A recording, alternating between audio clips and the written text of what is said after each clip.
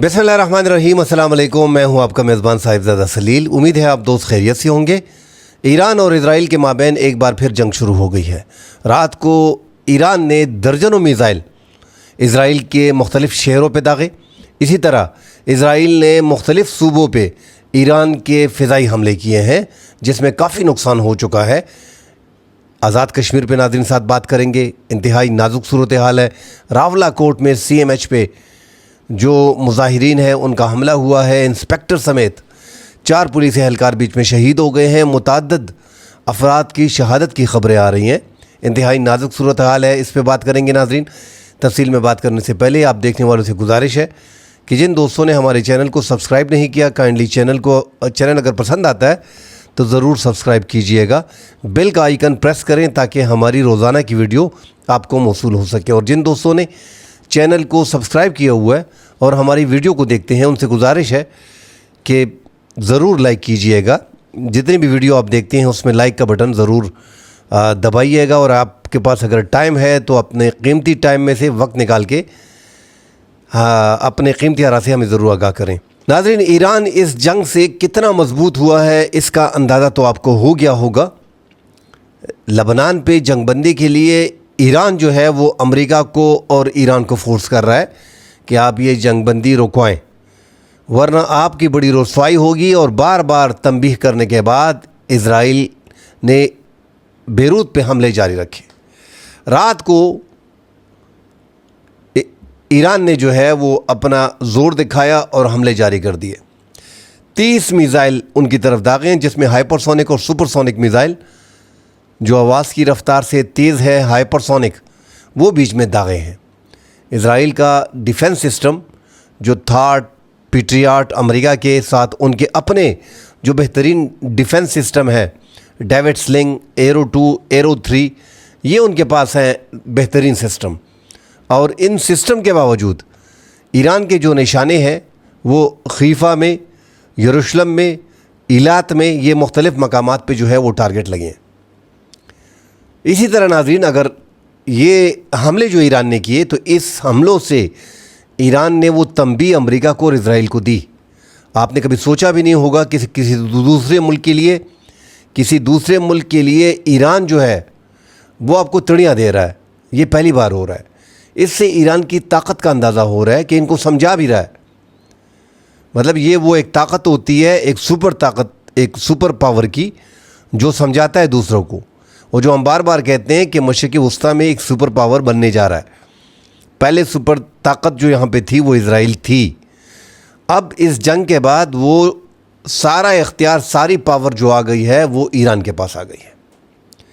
तो ईरान के पास ये ताकत है, ये क्षमता उसमें आ गई है कि वो जंग बंद करा भी सकती है और जंग स्टार्ट करा भी सकती है। और अब ये जंग बंद करने की चाबी जो है वो ईरान के पास दोबारा आ गई है। जिस तरह अबनाए हुर्मुज़ की चाबी कि पूरी दुनिया को चौक करना और पूरी दुनिया का 20% तेल और 30% गैस पूरी दुनिया का वो बंद करना ईरान के हाथ में आ गया था। तो उससे ये जंग ईरान के हाथ में आ गई थी और अमेरिका कमज़ोर पड़ गया था।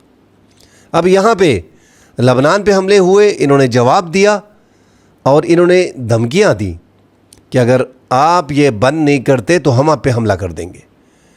तो ईरान ने करके दिखाया। तो अब इस जंग का, जितनी भी जंग हो रही है, वैसे उस साइड पे नेतन्याहू भी नहीं चाह रहे कि ये जंग रुके, वो भी अमेरिका को बीच में धकेलना चाह रहा है। अमेरिका ने नेतन्याहू को कहा है कि आप इस जंग में मज़ीद ना पड़ें। आज भी एक ट्वीट और एक ख़बर जो है वो डोनाल्ड ट्रंप ने जारी की है कि बस दोनों ने हमले कर दिए, अब ये जंग रोक दें क्योंकि हमारे मामला जो हैं बड़े करीब पहुंच गए हैं। पाकिस्तान का जो किरदार है, पाकिस्तान उसमें अपना रोल प्ले कर रहा है। मोहसिन नकवी वहाँ पे है, जो फील्ड मार्शल आसिम मुनीर का ख़त आयतुल्लाह मुश्तबा हामनाई जो हैं, जो सुप्रीम लीडर हैं, उन तक पहुँचाया। तो पाकिस्तान की कोशिशें हैं, एक आखिरी कोशिश भी है। और अब ये जंग जो शुरू हो गई है तो ऐसा लग रहा है कि उससे इनकार कर दिया है ईरान ने। पाकिस्तान ने बहरहाल अपनी भरपूर कोशिश की और अब भी पाकिस्तान की कोशिशें जारी हैं। कोशिश को किसी भी लम्हे, किसी भी मौके पे छोड़ना नहीं चाहिए। ईरान पे नाज़रीन जो हमले किए गए हैं वो तेहरान में, अस्फ़हान में, तब्रेज़ में और किर्च में होलनाक हमले किए गए हैं। ठीक है, यहाँ पे तो हम कह रहे हैं कि पावर ईरान के हाथ में आ गई है। इस जंग को आगे फैलाना, इसको रोकना, इसको बंद करना ईरान के हाथ में है।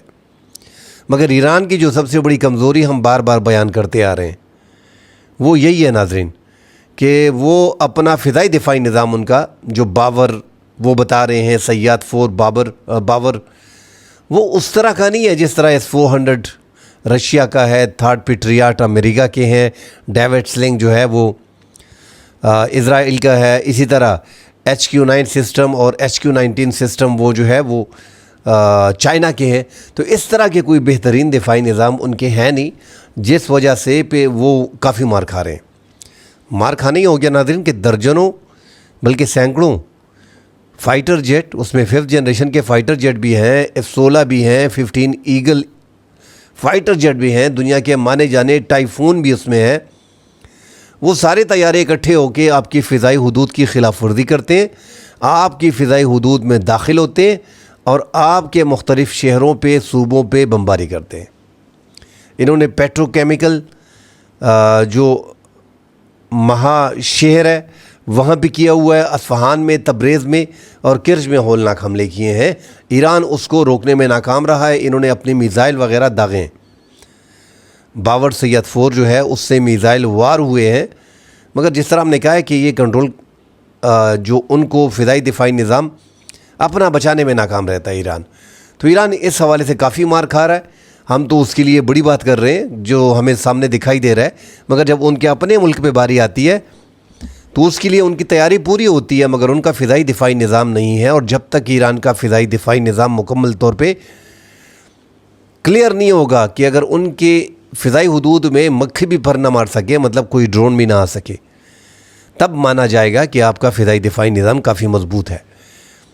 ایسے میں جب یہ جیسے S-400 ہوتا ہے، HQ-19 HQ-9 سسٹم ہے، تھرڈ پیٹریاٹ ہے، تو یہ اگر دوسرے فائٹر جیٹ ان کی حدود میں جاتے ہیں تو یہ فوری طور پہ ان کو گرا دیتے ہیں، کیونکہ ان کا جو 400 کلومیٹر تک S-400 وار کر سکتا ہے، 200-250 کلومیٹر تک پیٹریاٹ تھرڈ وغیرہ وار کر سکتے ہیں۔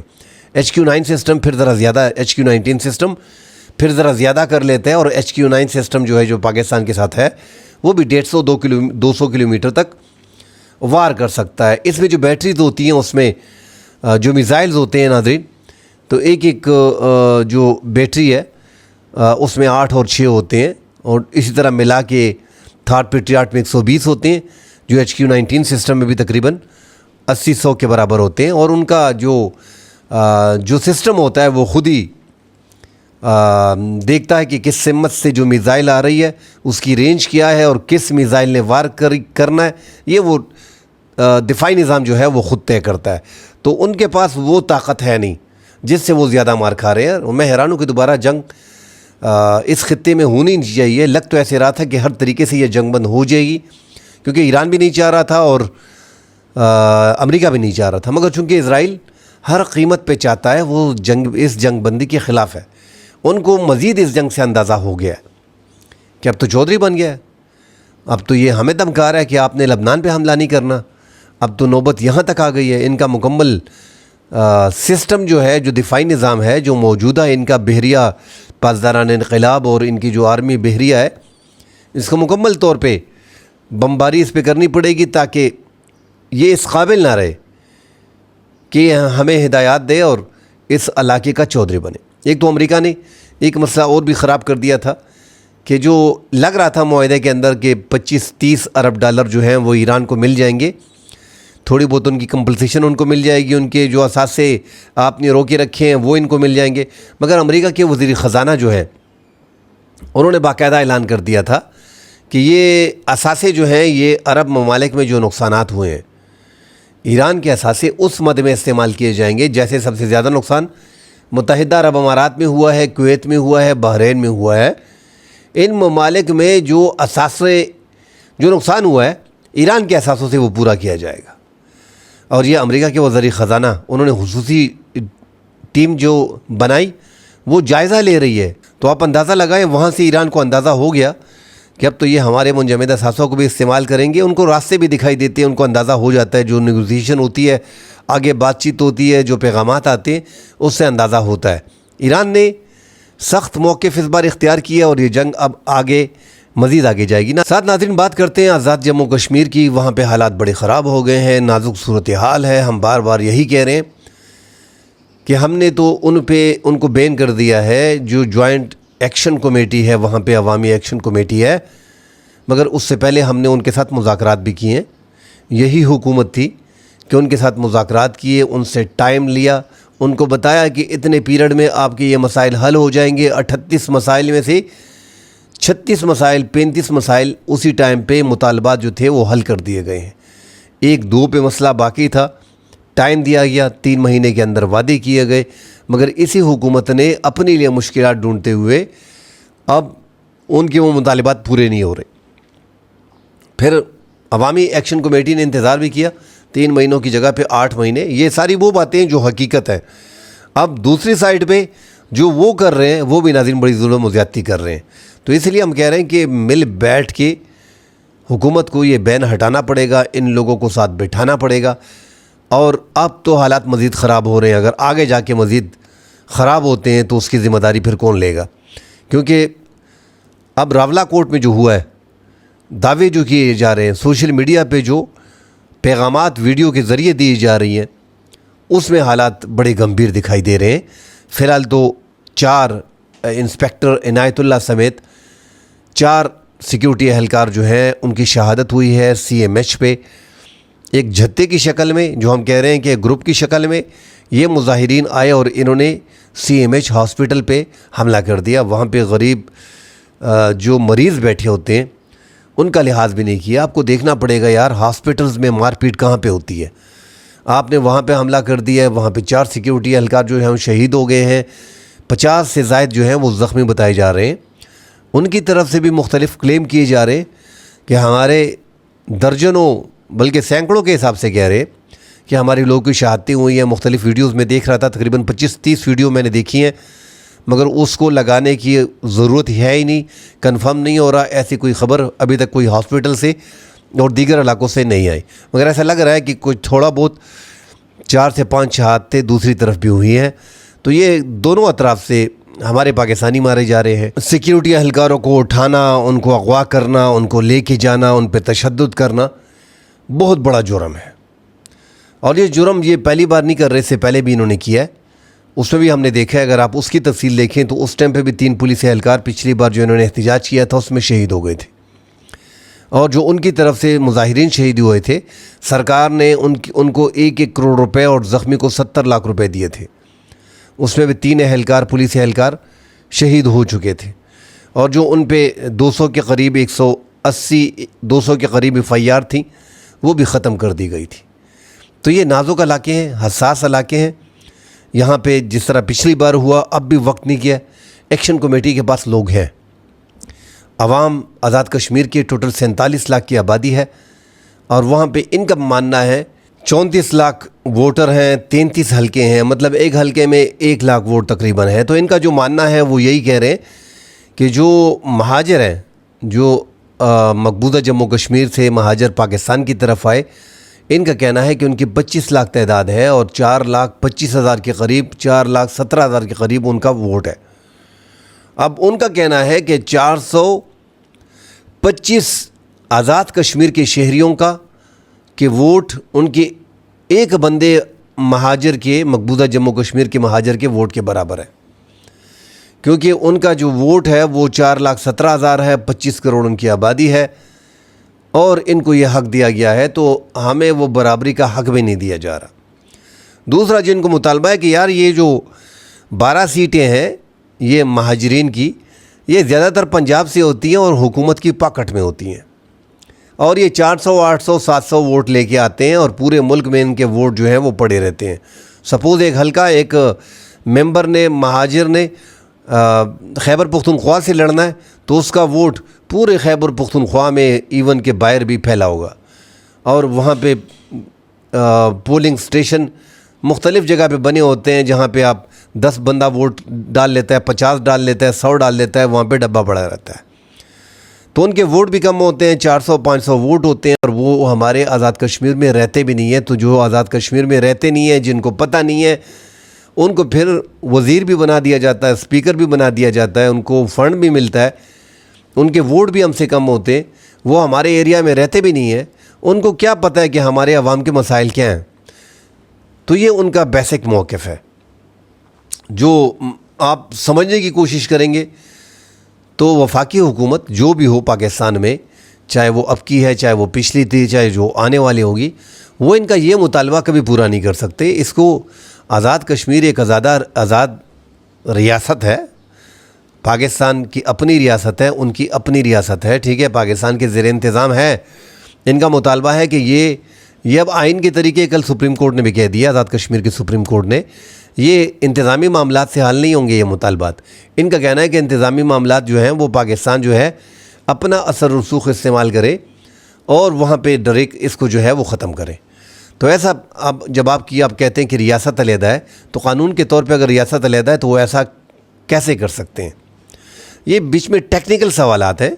سرکار کا کہنا ہے جو مذاکرات ناکام ہوئے ہیں ابھی دوبارہ, اور ان کو بین کیا, ان پہ پابندی لگائی ہے, تو اس وجہ سے ان پہ پابندی لگائی ہے کہ یہ مان نہیں رہے اور یہ ٹیکنیکل معاملات ہیں, یہ پاکستان اس طرح ختم نہیں کر سکتا. آپ اگر اتنے ہی تگڑے ہیں, آپ کے پاس اگر لوگ ہیں, تو آپ ایسا کریں کہ آپ 2/3 اکثریت لیں. الیکشن آ رہے ہیں 27 جولائی 2026 کو, اگلے مہینے, تو آپ انتخابات میں حصہ لیں, آپ کو پتہ چل جائے گا.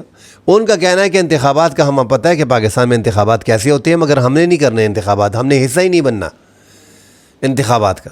اور آپ نے جب دوڑنا ہے یہاں سے اور ہم نے دوڑنا ہے, تو آپ نے دوڑ شروع کرنی ہے, 12 آپ کے پاس پہلے سے ہیں اور آپ نے 13 سے شروع کرنی ہے.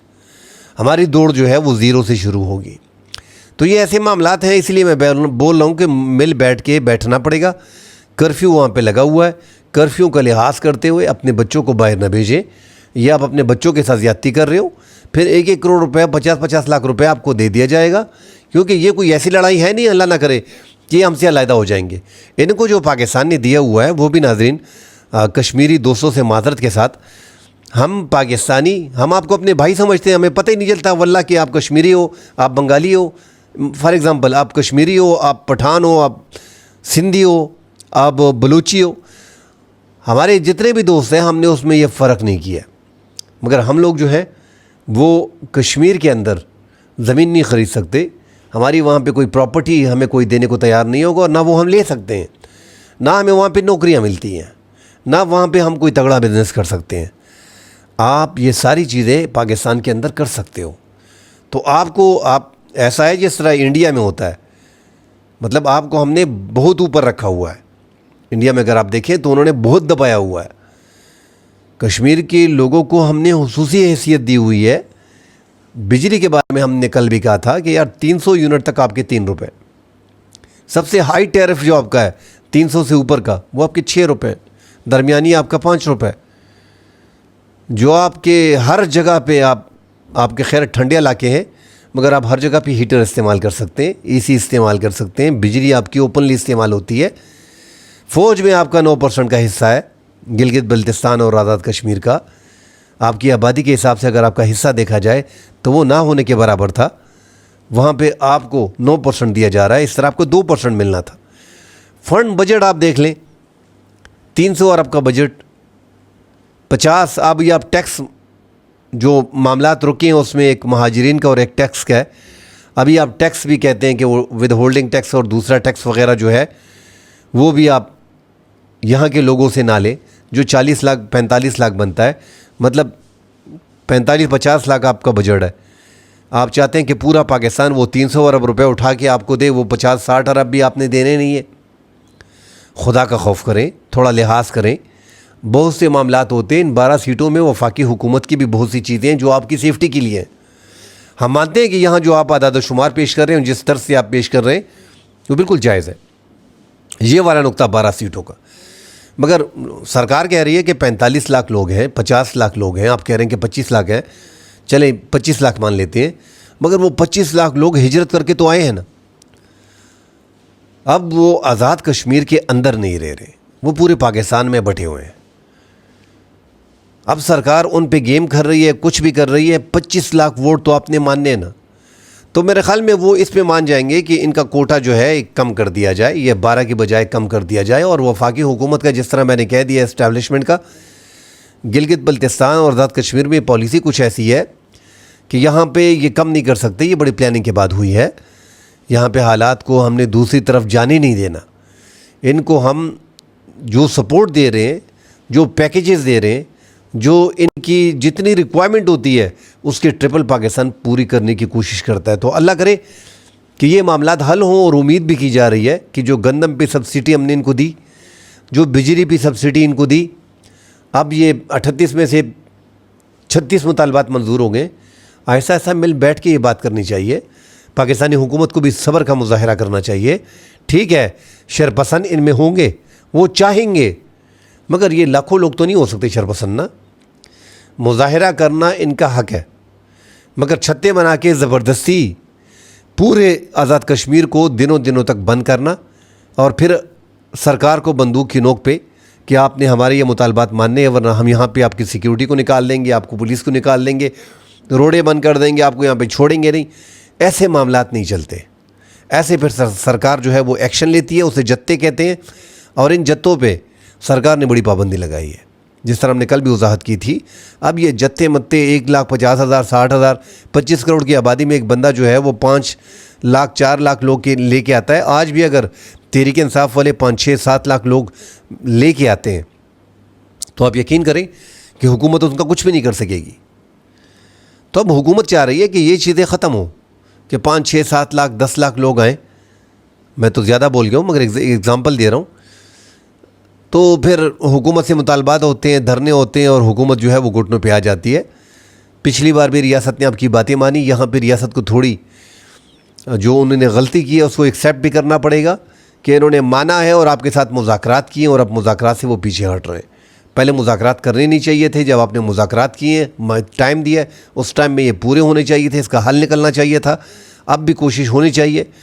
میں جس طرح میں نے کہا کہ ان کے زیادہ تر کور کمانڈر ہمارے کشمیر کے وہ پاکستان کے اندر ہے، 5 ہے تقریباً. تو بڑی احتیاط کرنی پڑے گی. مزید خبریں آتی ہیں ناظرین، اس پہ بات کریں گے. فی الحال کے لیے اجازت دیجیے. اللہ حافظ.